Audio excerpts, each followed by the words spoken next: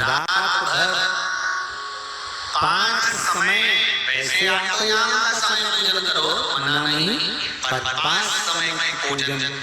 हरतालिका तीज के दिन फुलेरे का दर्शन करें। फुलेरा किस तरह से बनाया जाता है, इसे पत्ती लगाना चाहिए, कैसा फूल, हमको ये प्रश्न कल यहाँ से जाने के बाद आ चुका था सीवर के ऑफिस में, और उसके बाद हमने पंडितों को कहा था कि ये फुलेरा तैयार कर रखें, और उस फुलेरे का दर्शन सभी को। ये नारी प्रदोष काल से जब थोड़ा सूर्य का अस्त होता है उसके समय पर, उसी के बाद वो पूजन करना प्रारंभ कर देती है और शिव की आराधना करती है।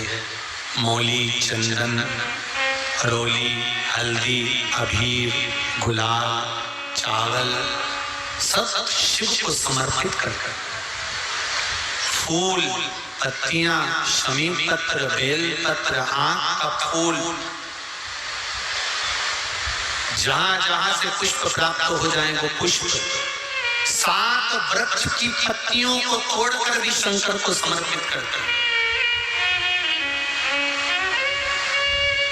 कई लोग कह रहे थे गुरुजी हमारे घर, हमारे यहाँ हरतालिका व्रत नहीं होता तो क्या हम फुलेरा अपने घर में जो शंकर जी हैं उन पर बांध सकते हैं? नहीं,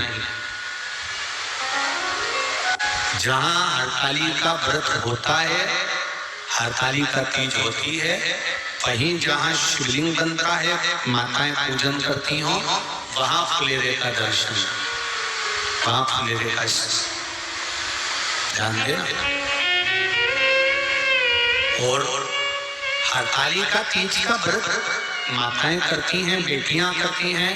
अगर किसी कारणवश माता व्रत नहीं कर पाती, उसका स्वास्थ्य खराब हो गया या कोई कारण हो गया, तो उस व्रत को उसके पति को करना चाहिए।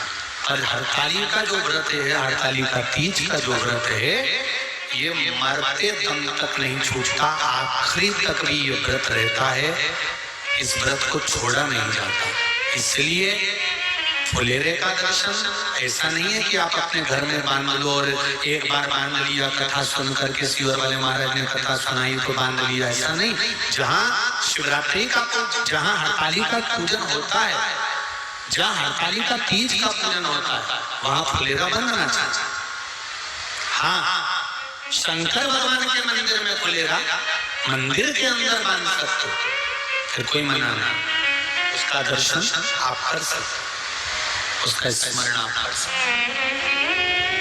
दूध, दही, शहद, घी, शक्कर पूजन की थाली में सब रखकर शंकर भगवान के वस्त्र, नारी का अखंड सौभाग्य की सामग्री, वस्त्र आदि रखकर शिव जी का पूजन कर संकल्प कर हरतालिका तीज की कथा पर भगवान शंकर का स्मरण किया जाता है।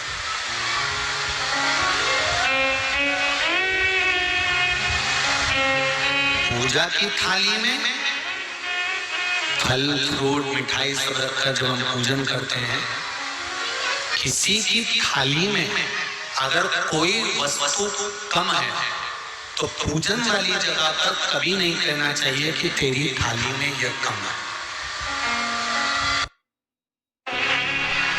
हरतालिका तीज का पूजन व्रत कुंवारी कन्या कर सकती है, शादी होने के बाद भी नारी कर सकती है। अंतिम अवस्था तक प्राण छूटे तब तक हरतालिका तीज का व्रत नहीं छोड़ना चाहिए। एक व्रत हमेशा याद रखो, एक एकादशी और एक हरतालिका। हाँ, इतना जरूर है, ज्यादा शरीर बेकार हो गया, बुढ़ापा आ गया, शरीर नहीं साथ दे रहा, तो कुछ फल खा लो, कुछ चाय, दूध, जूस आप लेकर कर लो। इतना भी नहीं बने, शरीर बहुत ही बेकार हो गया, तो आप एक समय फल का फलहार धारण कर लो, ठीक है। पर हरतालिका व्रत करने वाली माताएं भले उद्यापन कर दे तो उस व्रत को थोड़ा हल्का कर लो। उद्यापन करा मतलब तुमने व्रत को हल्का कर लिया, थोड़ा हल्का कर सकते।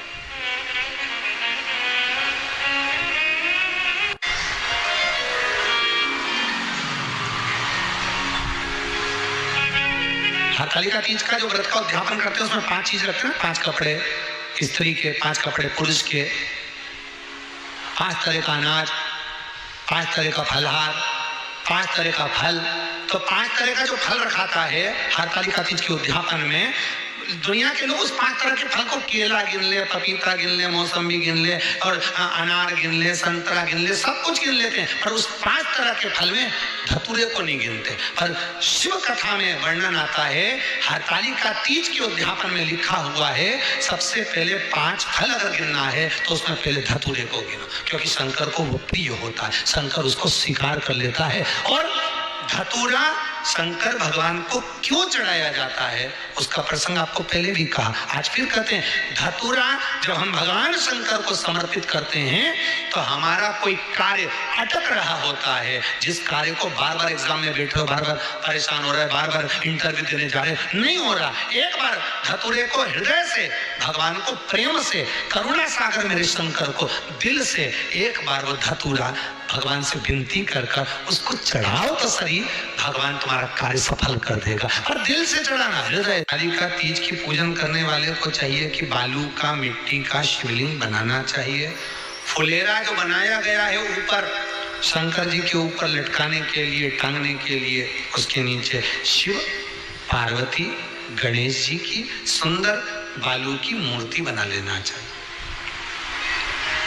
पार्थिव लिंग का निर्माण कर लेना चाहिए।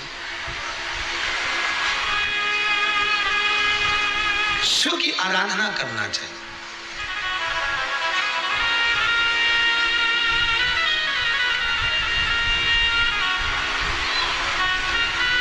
जो फल आपके पास में हो शंकर को समर्पित करना चाहिए, पूजन करना चाहिए, आराधना करो। सबसे पहली पूजन हरतालिका तीज की प्रदोष काल के अंतर्गत हो जाना चाहिए, शाम के समय पर। प्रयास करा करो प्रदोष काल के समय पर पहली पूजन हो जाए तो ज़्यादा अच्छा। पर लोगों की आदत रहती है कि 8 बजे तक, 8:30 बजे तक, 9 बजे तक पहली पूजन करें, फिर दूसरी आराम से, फिर तीसरी, फिर आराम से, फिर चौथी। तो ऐसा सब अपने अपने हिसाब से। पर शास्त्र रीति कहती है कि प्रदोष का जो समय होता है, प्रदोष काल जो होता है, शाम का जो समय होता है, उस समय पर हरतालिका तीज की पहली पूजन हो, जिससे आपका स्मरण चित्त शंकर भगवान में उस घड़ी, उस पल, उस क्षण में आप शिव के हो जाएं और शंकर आपका हो जाए। हाँ, अगर किसी के आने में देरी हो, कोई आ नहीं पा रहा है, बहुत देरी हो रही हो, तो हरतालिका पूजन व्रत वर्णन करता है कि शिवलिंग का निर्माण, पार्वती जी की मूर्ति का निर्माण, गणेश जी का निर्माण और फुलेरा जो बनाया हुआ है, ये प्रदोष काल के पहले बनकर तैयार हो जाना चाहिए। प्रदोष काल के अंतर्गत फुलेरा नहीं बनना, फुलेरा पहले बन जाना चाहिए।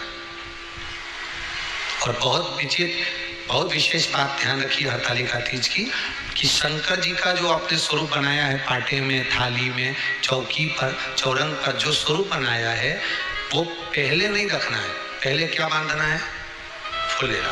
पहले फुलेरा बांधिए, उसके बाद उसके नीचे शंकर जी को रखिए। कई अब जो हरतालिका तीज का पूजन करते हैं तो उनके लिए हो गया, अब दूसरे के लिए भी सुन ले।